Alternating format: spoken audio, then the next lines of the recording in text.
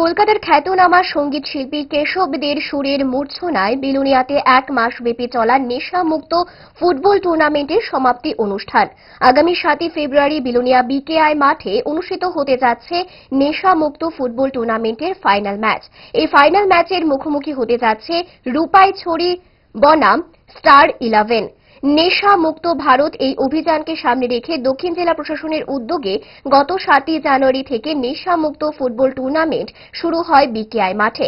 দক্ষিণ জেলার 8টি ব্লক থেকে ফুটবল টিম এই টুর্নামেন্টে অংশগ্রহণ করে। 1 মাসব্যাপী চলা টুর্নামেন্টের পরিসমাপ্তি ঘটবে শুক্রবার সাংস্কৃতিক সন্ধ্যার মধ্য দিয়ে।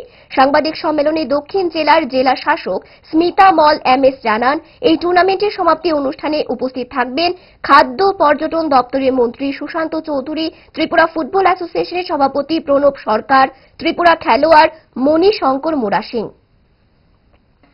এখন সেমিফাইনাল হয়ে তারপরে এখন ফাইনালের জন্য কোয়ালিফাই হয়েছে রূপাইছড়ি ওয়ারিয়র্স এন্ড ঋষিমুখ স্টার 11।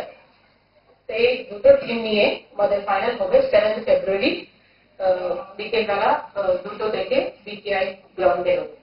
এখানে মাননীয় মন্ত্রী শ্রী সুশান্ত চৌধুরী মহোদয়, honourable minister food and civil supplies, tourism and transport department মুখ্য অতিথি হিসাবে থাকবেন।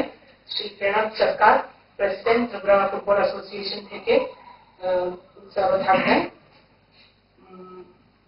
এমিনেন্ট স্পোর্টস পার্সন হিসাবে Shri Mani Shankar Murasingh, renowned cricket player, এখানে প্রোগ্রামে থাকবেন। আমাদের পার্টিসিপেন্টস এবং অন্য সবাইয়ের জন্য উৎসাহিত করবেন। এবং প্রমিনেন্ট সিঙ্গার কলকাতা থেকে শ্রী কেশব দে মিউজিক্যাল নাইট পারফর্ম করবে। এটা হচ্ছে প্রোগ্রামের আউটলাইন।